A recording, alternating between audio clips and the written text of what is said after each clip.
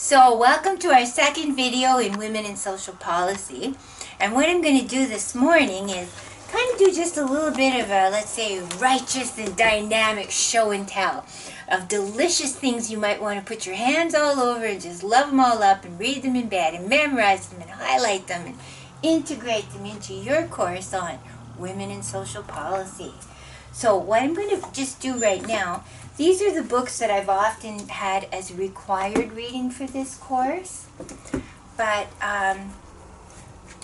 they're not always required reading. So they might be required reading or they might be recommended reading. And of course I'm a book junkie, so consider the source of this recommendation. It's coming to you from someone who never has enough books. So, Women in Public Policy in Canada, Neoliberalism and After by Alexandra Dobrowski. And I'll just give you a little bit off the back of each of these books. A timely and important feminist critique of recent developments in public policy, administration, and governance. And I think this is already quite a few years old, but there might be a newer edition. This was published in 2009. My, does that make it 11 years old? I am getting elderly. I am a crone. I am ruined with age, but at the same time, I am thick with some useful ideas from age. Women in Social Policy. So here's hoping there's a newer edition. This groundbreaking collection traces the impact of changing national policies on women across Canada. A major theme is the way policy on issues ranging from childcare and employment insurance to climate change and violence against women has been influenced by neoliberalism. At the same time, the contributors consider recent interruptions in and even digressions from neoliberalism in an effort to predict what role, if any, post-neoliberalism will play in future policy initiatives. So, I will also remind us that somewhere in the videos that I've spoken of in the past, we've got now Tuba and Carlene and I think we have about, 40 videos up there in the world. So somewhere in all of that, I've emphasized how important it is to reflect on your words when you're doing a document for academia or for your agency or for a media release. You want to define things, and I won't necessarily today, but we will in the course. What do we mean by feminism? What do we mean by neoliberalism? What do we mean by poverty? What do we mean by oppression? So there is a social work dictionary of these kind of terms. There's sociological dictionaries, there's psychology dictionaries, administrative dictionaries, glossaries, cultural studies.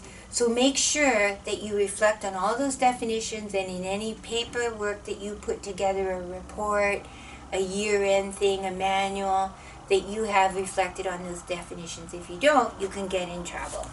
So, Women in Public Policy in Canada, love this book.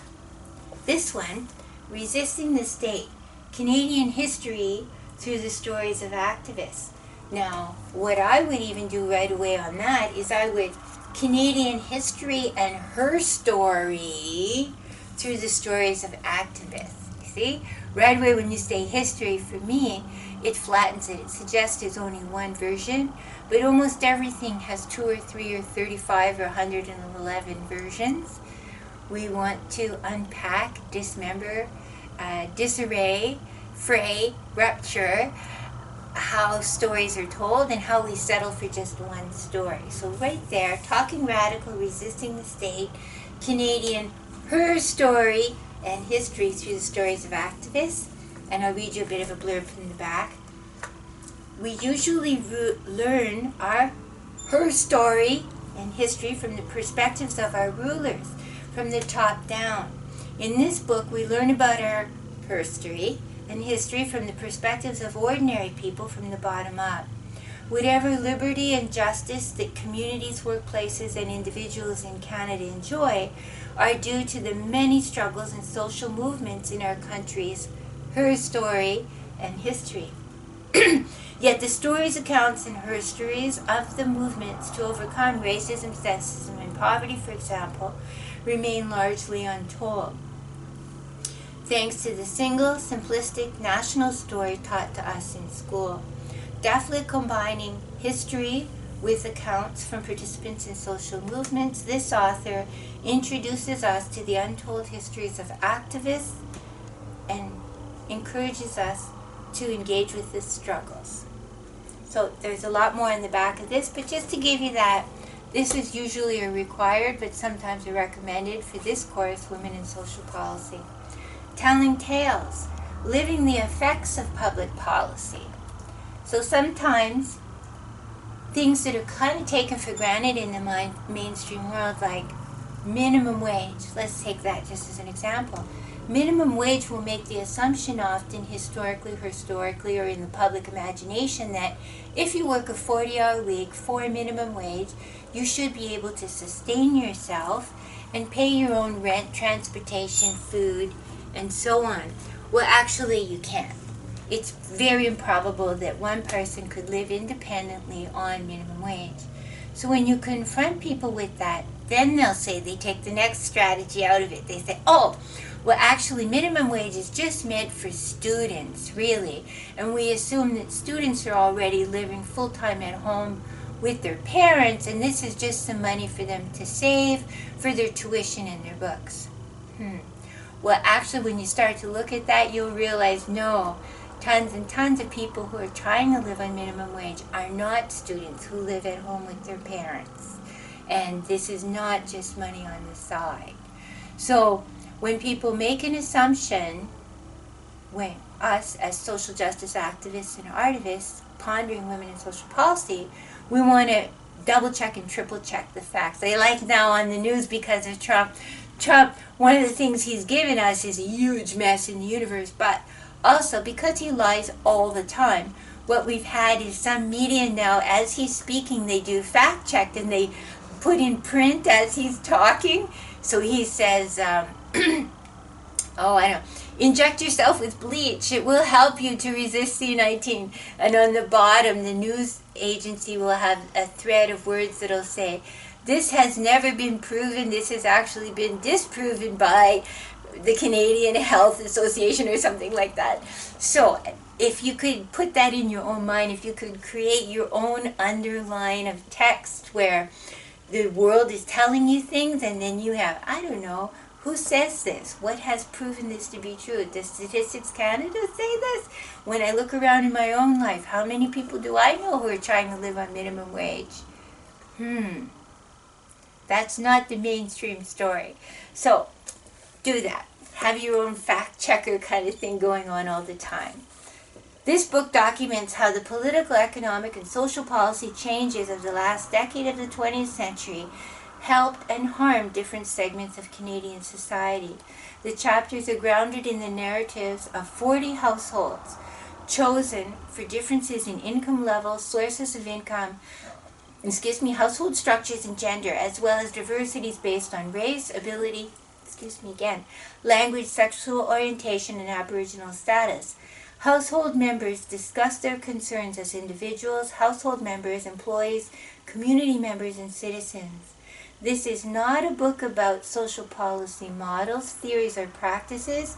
It is a book about how these come together to shape people's lives on a daily basis. One of the examples that just quickly came to my mind there of how things can appear a certain way in the mainstream assumed story, but then are quite different in the lived reality of various populations is, I'm 60 years old, and along the way there have been assumptions in social policy that most people who go to university or college are young, living at home, and have parents who are paying for everything for them. That's been kind of, let's say, the mainstream story. But in my own experience, over the last 40 years, 45 years of being involved as a student, a teacher, a community member, a feminist citizen in the world, is all kinds of people either are living alone and have to pay their own tuitions and rent, heat, hydro, water, food, everything, or even their parents are very, very poor. So they may be living with their parents, but their parents can't afford the $3,000 tuition in September and $3,000 tuition in January. Or maybe these are parents who are going to school. So often the students in my classes, and actually we did a research project at one point as a department or a school of social work, and we found that the vast majority of our students are not living at home. The vast majority of, let's say, 100 students in social work at a university are single moms, dads and moms, people with kids and responsibilities, people who are working full-time or part-time already, people with all kinds of burdens, maybe debts from before, or they're trying to care for their grandma who lives with them. They're not people who have an office at home that they can quietly study in. They aren't people who can, oh, here's my $3,000 for tuition, here's my $1,000 for my new computer for the school year, here's my $300 for my printer. They're people who maybe two families are sharing one printer, right? That they're maybe people who live an hour and a half away from the university. So every morning they're getting up very early and then they're driving home in the winter after dark, right? So all of the context, when you hear, oh, it's all students and their parents help them with tuition, not necessarily. And even in those stories, you have this idea of, oh, the student can go work in the summer and make the $3,000, $4,000, $5,000 so they can, that kind of middle class imagining that the parents are going to pay for everything. And the student, as part of their development of maturity and work ethic, will get a great job in the summer and they'll make $3,000, $4,000, $5,000. Well, no. Many times, even if they do get a summer job, maybe it's part-time, maybe it's minimum wage, maybe, or even internships. In some communities, I've heard stories where the student goes and works and hardly gets paid at all because it's seen as like an apprenticeship, and they don't end up with $3,000, $4,000 saved by the time September comes around. So, women in social policy, every time you hear a story out there in the world, we want you to unpack it as this kind of book does. Marilyn Waring. This is a book I would have as a recommended, and there's a newer version. Marilyn Waring, Counting for Nothing, this is a feminist economist, and she's talking about, again, how things even have meaning in the world. How do we define work? You could have John and Jane, and they're both 20 years old. John gets up in the morning and he goes out into the world and drives truck, and he's worth $20 an hour, and at the end of the week he might be able to bring home a $400 paycheck. He has sick leave, he has pension, he has all kinds of things. Jane is raising 3 kids.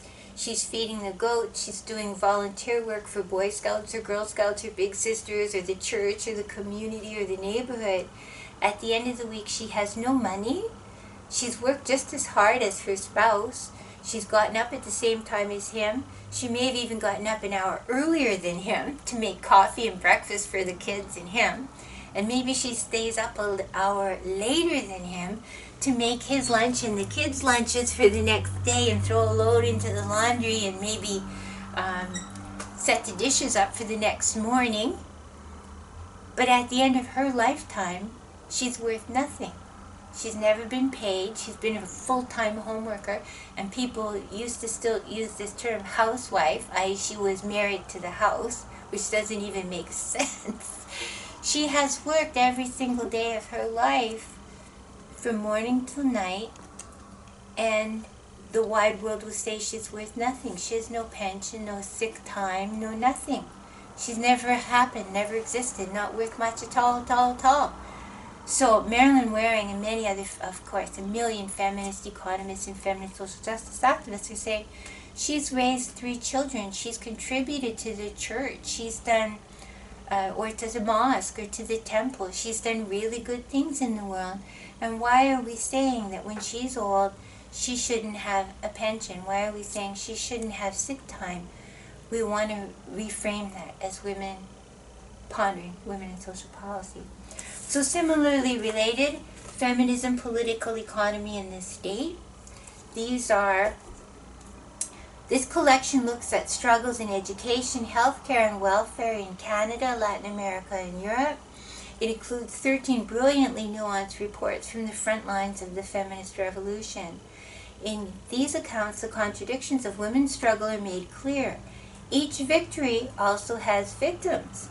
Each movement forward often has unintended or side consequences. And one of the most classic has been that many middle-class white women for a period of time fought to have the right to go out into the paid public work sphere and become lawyers, dentists, doctors, teachers, professionals, equal with men. Yeah? Yay, success. Woohoo, woohoo. Yes, very true. But at the same time, what that sometimes meant was with Filipino women, immigrants, or poor white women, or women of color, were pulled into being the nannies and the home care workers for those middle class women. And those domestics were paid very shabby wages and not given respect and dignity as they should be entitled to. So I don't want to blame that on middle class women. It wasn't that they said, oh, here's a plan to ruin the lives of immigrant women. But sometimes some people's privileges and expansions and resources have meant that somebody else had a disadvantage. We want to be reflective of that. That's in the first video where I talked about some of the big patterns in women in social policy. You want to look at all the stakeholders in a story and reflect on every time one thing changes, there's the possibility that someone 3 or 4 or 6 steps down the sequence, like dominoes unfolding, might be disadvantaged. If so, how do we want to make sure they are cared for also? We fought for women to have the right to be in the public paid sphere and to be paid wages and to have all the work opportunities. We simultaneously want to be fighting for paid quality childcare to be out there. Otherwise, what you end up with is a whole bunch of latchkey kids. You can end up with situations where women feel they have to be out there in the public sphere. A very practical kind of example is for a time when people divorced, there was a pattern that the wife will stay home with the children. It was kind of automatic, let's say 50 years ago. If there was going to be a divorce in a middle-class family, the wife would get some alimony, there'd be some recognition. She'd be seen kind of as a victim of the disrupted marriage, and there would be an urge that she would get some money and resources because she was kind of pitiful and vulnerable now, right? But then we said, oh no, all women can work and we all belong equally in the paid work sphere. And then sometimes after a divorce, there was this idea of, well, you're divorced, go work. Well, she still has 3 children to care for. Also, if she's been the full-time home worker for the last 10 years of the marriage, and she's been helping the husband to finish his law degree or helping him with his career, it's going to take her 10 years maybe to get on her feet to be an equally empowered wage earner in the public sphere. So the challenge is now, how do we make sure she gets some money and time to go get her degree? You can't just say, oh, women want to be equal, you're equal, boom, you're equal, bye-bye, you're equal. We have to think that through. I'm being a little bit playful and silly with this, but be careful, in a nutshell, be careful what you ask for, and be careful of the sequencing and timing of how it plays out that you get what you ask for, and also ponder who else in the terrain or the field of the story may be accidentally or unintentionally disadvantaged in the short term or the long term of the new social policy. So those are things I wanted to talk about. Another thing I wanted to say right now in this video is, here's a very cool thing you can print out. This is a feminist economic recovery plan for Canada, making the economy work for everyone. So you can Google feminist economists, feminism in the economy, feminism in social policy, and you'll find 100 documents that have been produced. This is produced by the YWCA, the National Advocacy Community Action, Gender in the Economy group. And this is in regards to the pandemic. So often you'll see, for example, provincial or federal government, historically, not historically for this one, historically, when there's been a depression or a difficult time or post-war, a government will say, okay, we're going to step up and create employment opportunities because we don't want to have so much desperation and poverty. And you'll hear expressions like boots on the ground or shovels in the dirt or ready to go building projects. And this is all fabulous. They'll say, we're going to throw money into the forestry industry, the mining, we're going to build roads. Roads are good. So we're going to create 10,000 jobs building roads or building a railroad. Well, disproportionately, those jobs are all going to go to men. So you haven't equally distributed those economic boosts to women and to men. And that's not what we wish. So right now, for example, this document says things like, we want to create more personal care aid jobs that are well paid and permanent. We talked about that in the previous video. We want to create more maybe nursing homes, elder care homes. So if we're going to put boots on the ground and shovels in the dirt, we want to be building nursing homes, elder care homes, schools, daycare centers. So that might create short-term jobs for men to build that stuff. But you also want to have affirmative action programs and outreach where you bring women in, and the women can be building those buildings. We have women bricklayers and painters and electricians, and we want to have more of them, and that's a really good thing. But unless you do that sort of effort of outreach, you might not end up that way. So the government can say, we created 10,000 jobs, but maybe 9,998 of those jobs went to men. That's not fair. That's not effective women in social policy. So we have to reflect on that. And these kind of documents now come out pretty regularly when any large-scale thing happens. And I want to emphasize all this stuff, I'm talking about Canada, and of course, in our particular case, northern BC. But this pattern exists across the whole wide world. It's not that just somehow in Canada, wicked patriarchs are in power at the federal, provincial, municipal government levels. And not to necessarily say that these people, disproportionately men, not that they have an evil plot, a conscious evil plot, and they may say, oh yeah, we'll do boots on the ground, we'll do more rapid translink in Vancouver, we'll build some more public transportation, and that's a good thing. But you either have to, well, both. You want to do lots of advocacy that women get, if the government money, i.e. our money as taxpayers, citizens of Canada, if you're going to take $10 billion of Canada's money and use it to create jobs, I, as a citizen taxpayer of this nation, I want to know that half those jobs are going to be targeted for women. So either you have to build it in when you give the money, and or you do recruitment, and or you create the jobs that are for certain sectors, let's say more nurses.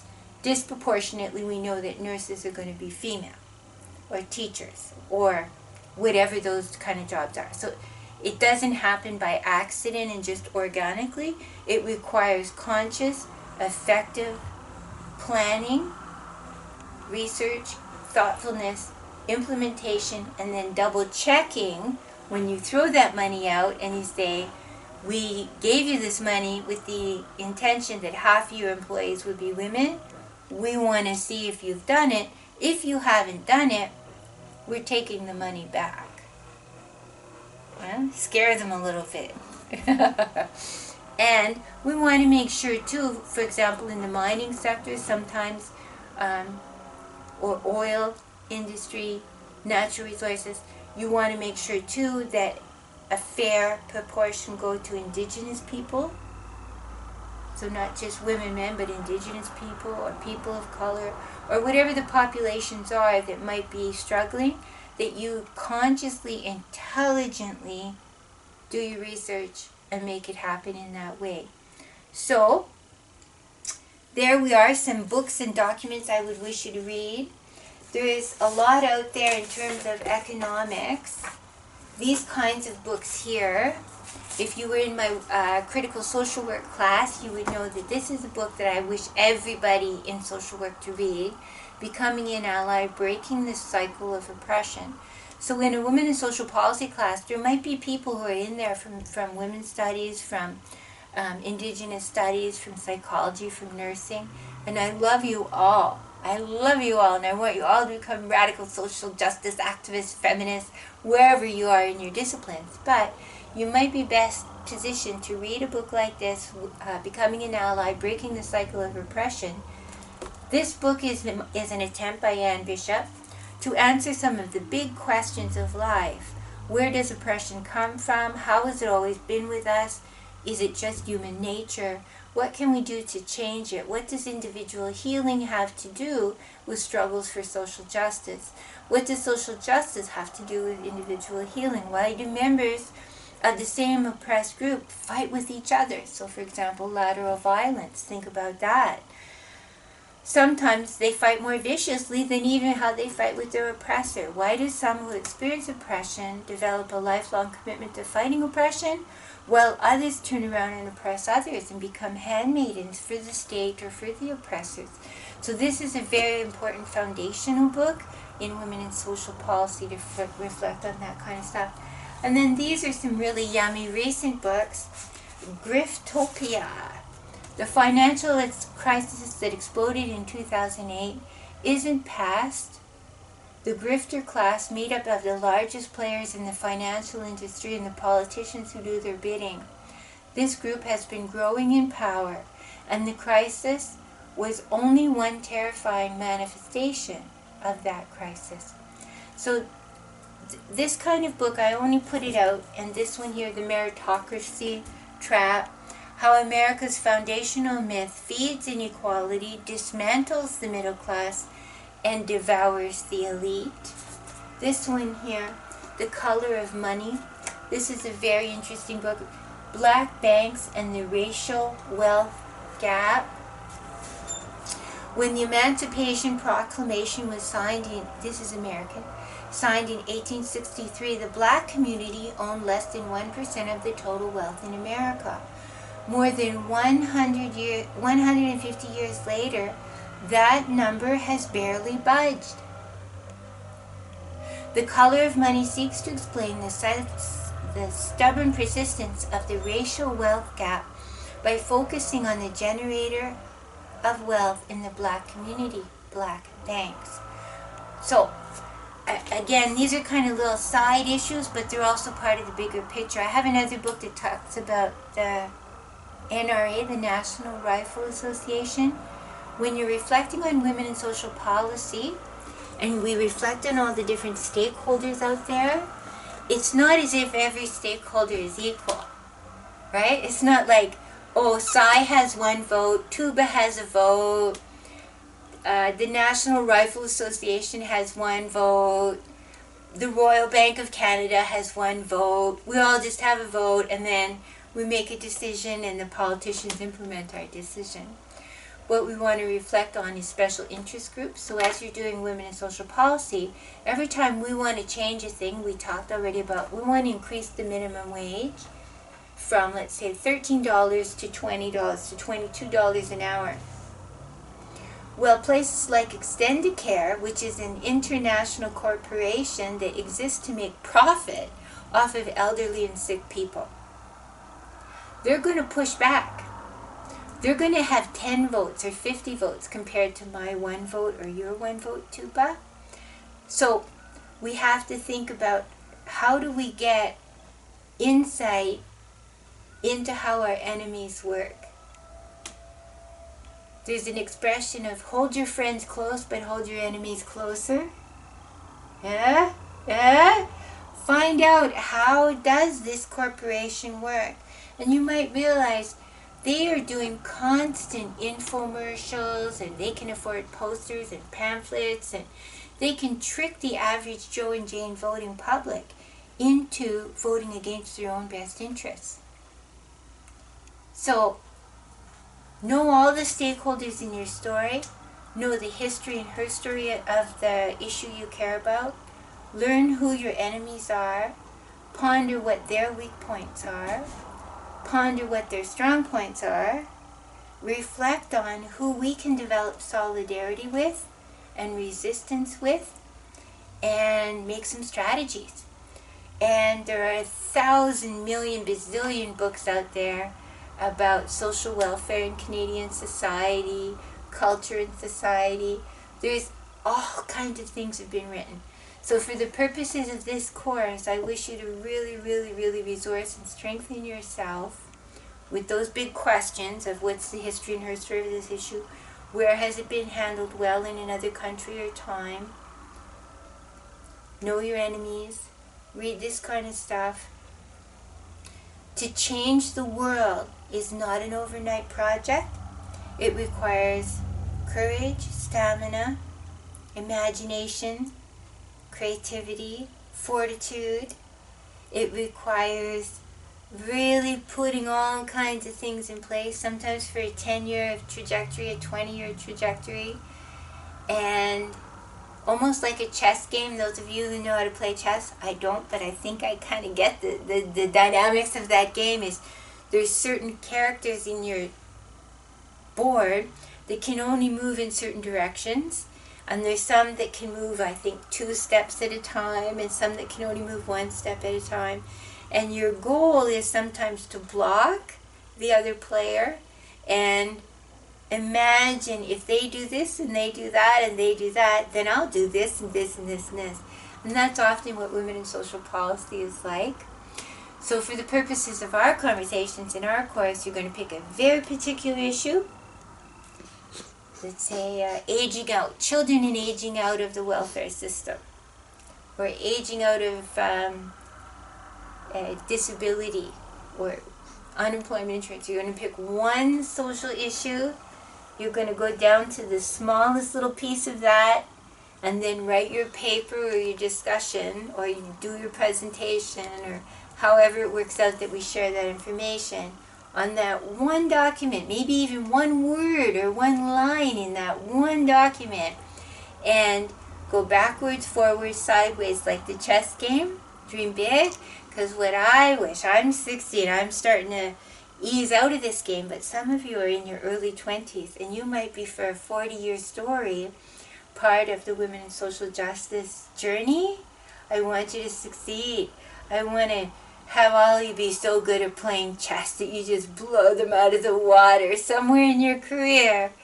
And that excites me. That gives me hope. And I'm really glad that you signed up for this course. I'm grateful for Tuba and Carlene for helping me make these videos. And I hope you watch these videos and you take notes, and maybe someday, 10, 20, 30 years down the road, you're going to make videos about women in social justice. And from the other side, by then, I'll watch them from heaven, if there is such a thing. I'll be there and I'll be going, woo, woo, woo, woo, woo. Thank you for watching this second video in our series.